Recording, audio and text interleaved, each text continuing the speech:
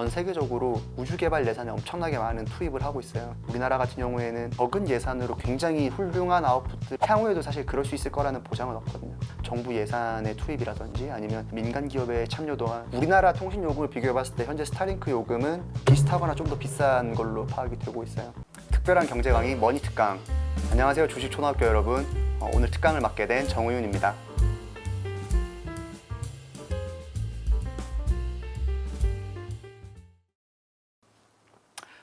과거에 우주 개발이 좀 성장하기에 힘들었던 이유 중 하나가 뭐냐면 로켓의 일회용성 때문이었거든요.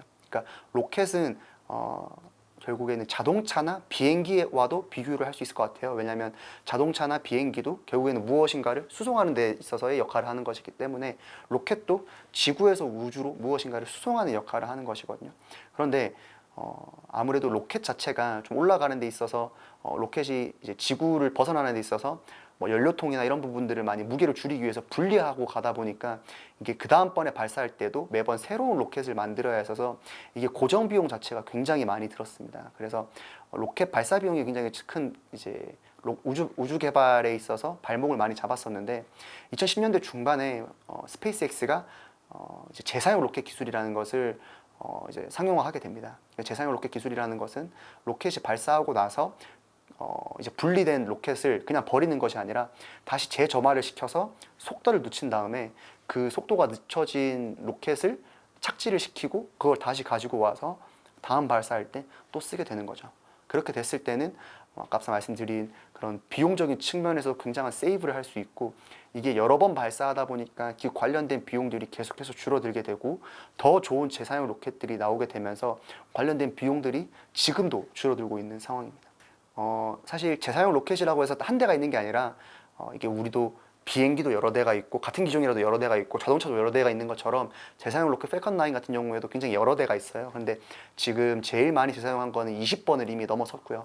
일론 머스크 같은 경우에는 뭐 100번 이상까지 하겠다라고 지금 공언을 했기 때문에 특히나 성공률도 굉장히 높은 편에 속합니다. 지난해까지만 해도 지난해 한 해 동안 이제 거의 100번 가까이 이제 발사를 했는데 한 번도 실패를 한 적이 없고, 올해 같은 경우에는 한 번 실패를 하긴 했었는데 이 이후에는 좀 그런 부분에 대한 성공률을 높이려고 좀 하고 있습니다.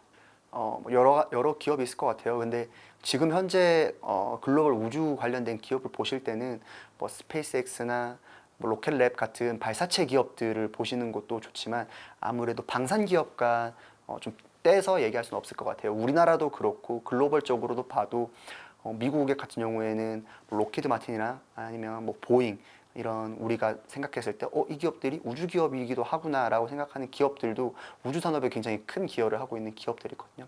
그렇기 때문에 좀 같이 보시는 것이 중요할 것 같고, 우주 산업만 본다라고 했을 때는 저는 스페이스X나 로켓랩 같은 이제 발사 기업들을 좀 미국에서는 많이 보라고 추천을 드리고 싶습니다. 실제로 과거에는 우주 산업하면 미국과 러시아가 거의 당연히 미국이 제일 우선적으로 손꼽히는 국가였고 그 다음이 러시아였어요. 그래서 아무래도 국제우주정거장이나 뭐 이제 우주 관련된 개발을 했을 때 이 두 기업을 빼놓고는 설명을 할 수가 없었는데, 최근에는 좀 변화된 게 2014년부터 중국이 굉장히 우주 산업에 많은 예산을 투입을 하기 시작을 했습니다. 그래서 실제로 중국 내에 있는 모 리서치 기관에 따르면 2014년부터 최근까지 중국의 우주 개발 산업의 규모가 매년 20% 이상이 평균적으로 지금 성장을 하고 있다라고도 발표를 했거든요. 그렇기 때문에 중국이 굉장히 많은 우주 개발 예산을 투입을 하고 있고, 그에 따라서 기술 수준이 굉장히 많이 올라온 상황입니다. 그래서 뭐 최근에는 지금 현재 지구 저궤도에 있는 국제우주정거장이 곧 은퇴를 하게 되는데, 거기에 맞춰서 새로운 국제우주정거장을 건설하는데 소련과 중국은 빠져 있거든요. 그래서 그 외 미국을 비롯한 주요국들만 지금 건설에 참여하는데, 중국은 본인 국가들만의 우주 정거장을 만들겠다고 지금 발표한 상황이고, 그 외에도 어떤 발사체 기술 개발이나 달 탐사에 있어서도 지금 중국이 굉장히 많이 빠르게 올라오고 있기 때문에 현재는 미국과 중국의 그런 우주 개발 패권 다툼이 좀 더 구체화될 것으로 전망을 하고 있습니다. 사실상 지금 현재로서 봤을 때는 로켓 기술력만 놓고 보면 미국이 제일 앞서가 있고 그 다음이 러시아였는데, 현재는 중국이 거의 따라잡는 수준까지도 가지 않았나라고 생각을 하고 있어요. 특히나 중국 같은 경우에는 막대한 자본력을 앞세워서 민간 기업들까지 동원을 해서 지금 발사체 기술 개발에 힘을 싣고 있는 단계이기 때문에 최근에는 러시아가 전쟁 전후로 해서 우주 개발과 관련된 예산들을 거의 투입을 하지 못하고 있고 우주 산업 자체가 좀 뒷전으로 밀린 경향이 있기 때문에 현재 지금 중국의 가파른 어떤 기술 개발, 산업 성장 이런 부분들이 더욱더 부각되고 있는 상황입니다. 일단 확실한 것은 중국도 그렇고 미국도 그렇고 전 세계적으로 뭐 미중뿐만 아니라 뭐 인도, 일본, 유럽까지 합쳐서 우주 개발 예산에 엄청나게 많은 투입을 하고 있어요. 그 말인즉슨 우주 개발, 우주 산업의 성장에 있어서 많은 국가들이 확신을 가지고 예산을 투입한다라고도 볼 수 있거든요. 그래서 우리나라도 결국에 가장 중요한 것은 관심과 예산 투입일 것 같아요. 그래서 우리도 만약에 지금 현재 이런 패권 경쟁에서 밀리지 않기 위해서 많은 예산을 투입을 하고 또한 국가에서도 많은 프로젝트들을 진행을 하는 것에 속도를 맞춰 간다라고 하면 우리나라 또한 관련해서 산업 성장의 수혜를 받을 수 있을 것으로 보고 있고, 만약에 그와 비교했을 때 조금 못한 수준의 뭐 투자나 관심이 있을 경우에는 좀 패권 경쟁에서 뒤로 밀릴 수밖에 없습니다. 우리나라 같은 경우에는 사실 지금까지는 이게 칭찬일 수도 있고 아닐 수도 있는 게 적은 돈, 적은 예산으로 굉장히 훌륭한 아웃풋들을 많이 내왔어요. 우리 연구진들이, 국내에 있는 연구진들이 많은 노력과 어떤 시간을 투입을 해서 투입된 예산 대비 굉장히 훌륭한 아웃풋들을 이루어냈는데 향후에도 사실 그럴 수 있을 거라는 보장은 없거든요. 그래서 그 부분들이 자연스럽게 따라오기 위해서는 정부 예산의 투입이라든지 아니면 민간 기업의 참여도가 좀 더 높아져야 되지 않을까 이렇게 생각을 하고 있습니다. 인공위성은 지구 궤도를 돌면서 좀 다양한 역할을 수행하는 인공적인 위성이라고 생각하시면 될 것 같습니다. 그래서 인공위성이 지구 주변을 돌면서 어떤 역할을 수행하느냐에 따라서 기능이 달라질 것 같아요. 그래서 아까 전에도 말씀드렸던 것처럼 인공위성이 지구 주변을 돌면서 관측위성이라고 있는데, 관측위성 같은 경우에는 대표적으로 활용되는 경우는 이제 군사적인 용도입니다. 최근에 우크라이나 러시아 전쟁뿐만 아니라 2020년 이후에 많은 전쟁들이 벌어지면서 이 관측위성에 대한 관심도가 올라갔어요. 왜냐하면 관측위성을 통해서 적국의 어떤 그런 보병의 움직임이라든지 전차의 움직임을 파악을 하고 무인 드론으로 공격하는 등의 그런 전쟁의 어떤 트렌드가 좀 이어지고 있기 때문에 관측위성에 대한 군사적인 수요가 굉장히 많이 올라가고 있고요. 그리고 통신위성 같은 경우에는 통신 신호를 전달을 받는 거예요. 그래서 대표적인 통신 서비스 같은 경우에는 우리가 뭐 스카이라이프처럼 TV를 받을 수도 있는 그런 것들이 통신위성이고요. 근데 최근에 지금 주목받고 있는 거는 저궤도 위성 통신이라고 해서 대표적으로 스페이스X의 스타링크 서비스가 있는데, 이 저궤도 위성 통신 서비스를 쉽게 말하면 인터넷 서비스입니다. 그러니까 우리가 지금 현재 쓰고 있는 통신 3사 SKT, KT, LG로부터 쓰고 있는 이 통신 서비스를 지상국을 통해서 서비스를 제공하는 것이 아니라 지구 위에 떠 있는 위성을 통해서 통신 서비스를 제공을 하는 거죠. 그래서 우리가 지구 어디에 있든 간에 위성 통신 서비스를 쓸 수 있다라는 강점이 있는데, 사실 이 부분도 전쟁을 통해서 많이 좀 부각이 되고 있어요.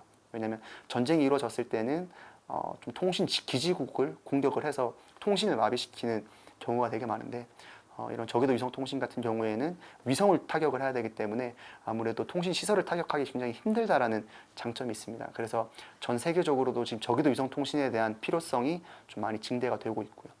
그리고 마지막으로는 항법 위성 같은 경우에는 우리가 쉽게 말하면 GPS라고 표현을 할 수 있을 것 같은데, 사실 GPS 같은 경우에는 우리나라의 항법 시스템이 아닙니다.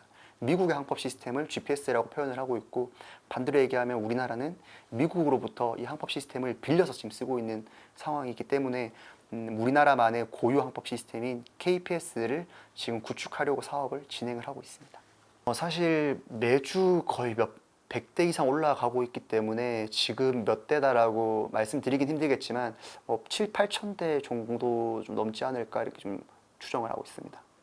굉장히 많이 발사를 하고 있다라고 말씀을 드리고 싶고, 특히 그 발사하는 위성 중 거의 대부분이 스페이스X의 스타링크 위성을 많이 발사를 하고 있어요. 한번 발사할 때마다 거의 40개, 30개, 40개씩 넘게 이제 발사를 하고 있기 때문에 굉장히 많은 숫자의 위성들이 매주 올라가고 있다 이렇게 생각하시면 될 것 같습니다. 우리나라는 발사할 수 있는 능력은 갖췄지만 누리호를 통해서 발사를 할 수 있지만 아무래도 누리호가 상용화는 안 되어 있기 때문에, 그러니까 언제든지 우리가 발사하고 싶을 때 발사할 수 있는 아직 단계는 아닙니다. 그래서 아직 상용화 단계는 아니기 때문에 우리가 발사하기 위해서는 다른 나라에 이제 수주를 내서 좀 다른 나라의 발사 대행을 받을 수밖에 없고, 이게 내년도에 누리호가 4차 발사를 앞두고 있는데 4차 발사, 5차 발사 이후에 좀 더 상용화 서비스가 됐을 경우에는 우리가 언제든지 발사하고 싶을 때 발사체를 개발을 해서 발사하는 단계로 다가가지 않을까 이렇게 보고 있습니다. 저궤도 위성 같은 경우에는 가깝다라는 장점이 있어요. 그러니까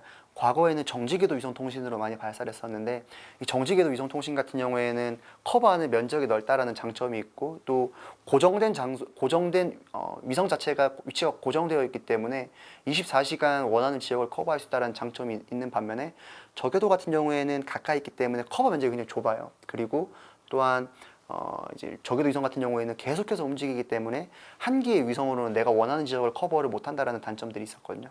그런데 아무래도 위성 발사 단가가 많이 낮아지면서 저궤도에 굉장히 많은 위성을 발사하게 되고, 앞서 말씀드린 그런 단점들을 많이 발사함으로써 단점들을 많이 해소하게 되면서 저궤도에 좀 장점이 많이 부각이 됐거든요. 그래서 저궤도의 장점이라고 하면 결국에는 가까이 있기 때문에 위성 통신의 세기가 신호가 강하고, 또한 레이턴시, 그러니까 왔다 갔다 하는데 걸리는 시간이 짧기 때문에 통신 퀄리티가 높아진다는 장점이 있습니다. 그래서 정지궤도 위성 통신으로는 뭐 간단한 전화나 문자, 뭐 TV 수신밖에 못했다라고 하면, 저궤도 위성 통신을 통해서는 우리가 지금 현재 쓰고 있는 뭐 유튜브를 본다든지 인터넷을 할 수 있는 그런 단계까지 서비스 퀄리티가 올라간다고 생각하시면 될 것 같아요. 정지궤도 같은 경우에는 할 수 있는 게 제한되어 있죠. 그러니까 정지궤도 같은 경우에는 우리가 예전에 뭐 예를 들면 위성 DMB TV 보는 정도라고 했을 때, 사실 지금은 위성 DMB TV에 대한 이점이 없잖아요. 왜냐하면 우리는 스마트폰으로 지상 통신을 통해서 스마트폰을 쓸 수가 있기 때문에. 그런데 만약에 저궤도 위성 통신이 됐을 경우에는 지상 통신과 유사한 퀄리티의 통신 서비스를 제공을 할 수 있기 때문에 어떻게 보면 좀 달라질 수 있는 거죠. 그래서 그럼 지상 통신과의 경쟁했을 때 저궤도의 우위가 뭐냐? 어쨌든 지상 통신을 쓰면 되는 거 아니냐라고 생각하실 수 있는데, 첫 번째 장점은 저궤도 위성 통신 같은 경우에는 음영 지역이 없어요. 그러니까 통신의 음영 지역이라고 하면, 아무래도 우리가 지상 통신을, 우리나라 같은 경우에는 굉장히 이제 거의 대부분의 지역에서 통신 서비스를 쓸 수 있지만, 통신 서비스를 쓰지 못하는 지역들도 있거든요. 예를 들면 바다나 아니면 비행기 같은 지역에서는 우리가 제대로 된 통신 서비스를 쓰지 못하는데, 저궤도 위성 통신 같은 경우에는 지상에 어떤 시스템이 구축된 게 아니라 위성을 통해서 서비스를 제공하기 때문에 그런 음영 지역이 없다라는 장점이 있고요.